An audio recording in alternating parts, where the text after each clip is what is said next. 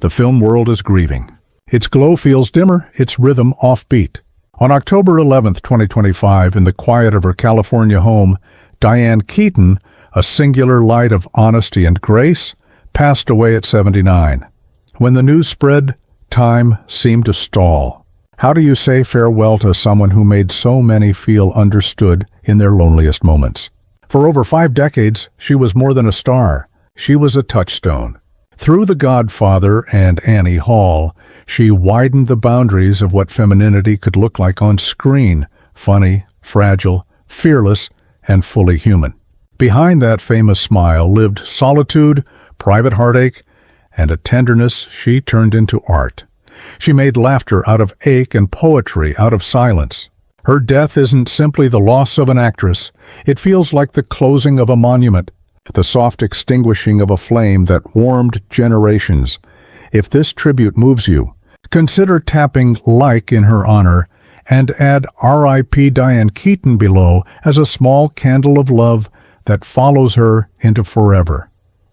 To know who she became, we return to the quiet that shaped her. Born January 5, 1946, in Los Angeles, she grew up in a city that worshipped Polish and muted feelings. Her father, Jack Hall, a civil engineer, believed in steady discipline. Her mother, Dorothy Diane Keaton Hall, crowned Mrs. Los Angeles 1955, carried a theatrical spark that home life gently smothered. The house looked perfect. The conversations were not. "We didn't talk about feelings," Diane would say. "We lived inside them." As a girl, she watched her mother's dream fade, not with drama but with repetition. The applause replaced by clattering dishes, the mirror reflecting fatigue. Standing in a kitchen doorway at 9, she tucked away a vow: "I will not disappear." She would later write in Then Again that her mother's life felt like a warning, not a map. High school gave her a lamp in the dark. Under the footlights, trembling but brave, she played Blanche Dubois and felt seen for the first time. It wasn't acting, she said. It was survival.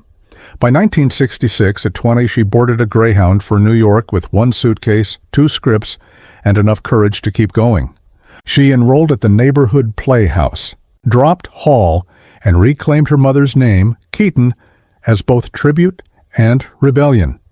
Every time they said Miss Keaton, they spoke her mother's name too.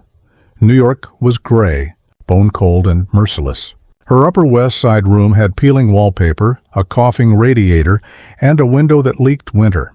Mornings meant audition lines that always seemed to end in "not the type." Afternoons brought waitressing. Nights were smoky basements where she sang for spare change.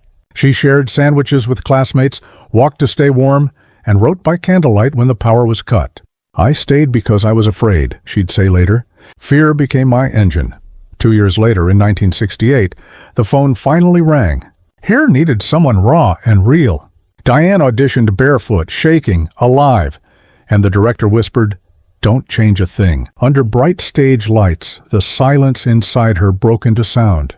"I built myself out of fear," she'd confess. Every no became scaffolding. Every unpaid bill hardened her resolve. Then the silence gave way to applause. The Godfather arrived in 1972. As Kay Adams, she stood opposite Al Pacino's Michael Corleone, steady and watchful, a witness to power and loss. It gave her more than visibility. It gave her voice. Annie Hall followed in 1977, and with it, an Oscar and an icon. Turtlenecks, a nervous laugh, unfakeable sincerity. Imperfection, hers, became revelation. But spotlights cast shadows. The scripts arrived with a silent dare. Can you be that good again? She worked until her eyes burned, rewriting between takes, sleeping less, striving more. "I thought success would make me whole," she admitted. "Maybe it just let me be broken in public." Reds in 1981 asked for everything, and she gave it. The acclaim was real. The emptiness afterward was too. The mid-1980s brought stumbles.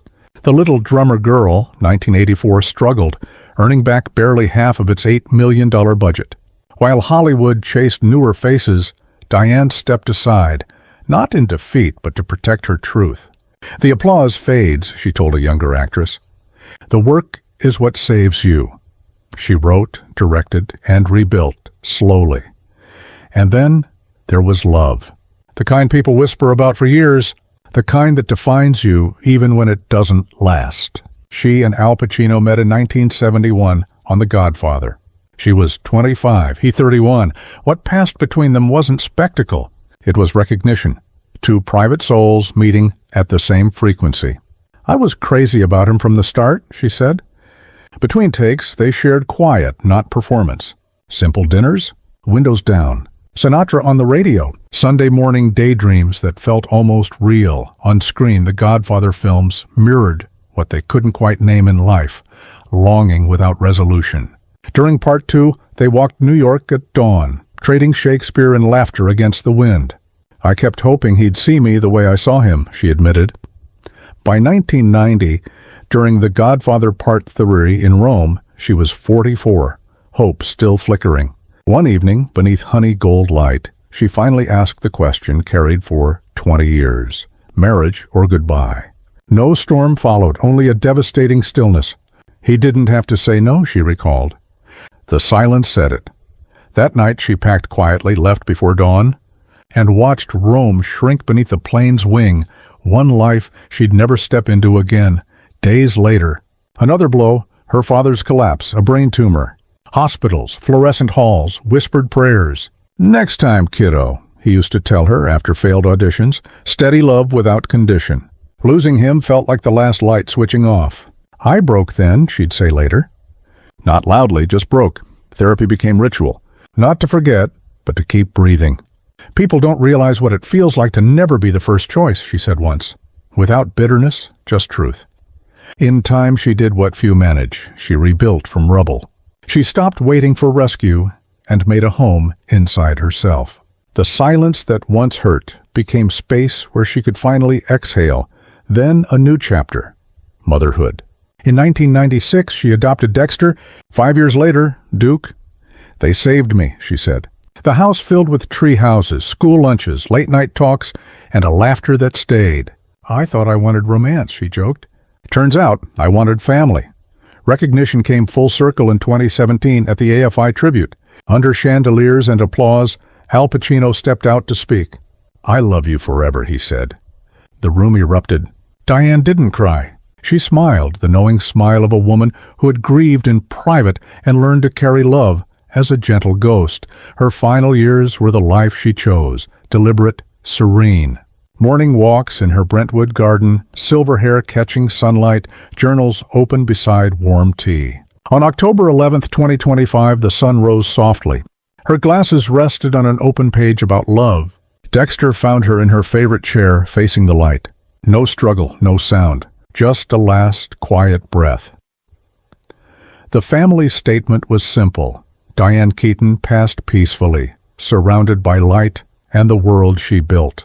Outside, candles appeared, white turtlenecks folded on her gate. A handwritten sign. You made us brave enough to be ourselves. Tributes poured in. Meryl Streep, Steve Martin, Bette Midler, Leonardo DiCaprio, all naming the same gift. She made vulnerability heroic. That night, the Academy's reel glowed. Annie Hall, Reds, Marvin's Room. Something's gotta give. Over a piano, her voice. Love is the greatest risk. I'd take it again. Across living rooms and late shows, people wept, not only from nostalgia, but recognition. She hadn't just acted, she made a map for being human. Her legacy was also tangible. At her passing, her net worth was estimated at over $100 million, but every dollar carried history. Her beloved Brentwood home, valued near $30 million, was her masterpiece. Ivy, light, reclaimed wood, walls of her own photographs. The quiet house, she called it. Dexter and Duke chose to keep it as she left it. She restored architecture the way others restore hearts. She'd sold a 1927 Spanish revival in Beverly Hills to Madonna for nearly $6.5 million and rescued landmarks that filled Architectural Digest. A Sullivan Canyon estate tied to her name has been valued at $28.9 million. I love buildings like some love people, she once said. You can save them. In her garage, a 1960s Mercedes Pagoda gleamed beside a G-Class SUV. In her closets, neat rows of black turtlenecks and brimmed hats, her armor turned art. She arranged her affairs with the same intention she brought to her work, primarily for Dexter and Duke, and for causes she cherished, the National Trust for Historic Preservation, the Los Angeles Conservancy, mental health initiatives. Restore what time takes, a friend remembers her writing in the margin of a journal. To her children, you were my lasting story. In a sealed note, don't sell the garden. Let it grow wild. That's where I'll be. Her art collection, California landscapes, pieces by Ed Ruscha, sculptures by women she felt the world overlooked, was slated in part for LACMA, keeping beauty and female authorship at the center of her legacy. She also helped quietly, Women's Cancer Research Fund, the Alzheimer's Association, the Children's Hospital of Los Angeles. Preserve what's good, she wrote. A building, a mind, a heart. In the end, her greatest rebellion was gentleness. She showed that solitude isn't emptiness, that aging isn't decline, that love, no matter how it ends, is worth the risk. She often said acting wasn't pretending, it was confessing. And confess she did, with a laugh that trembled, a gaze that held oceans, and a courage that made millions feel seen.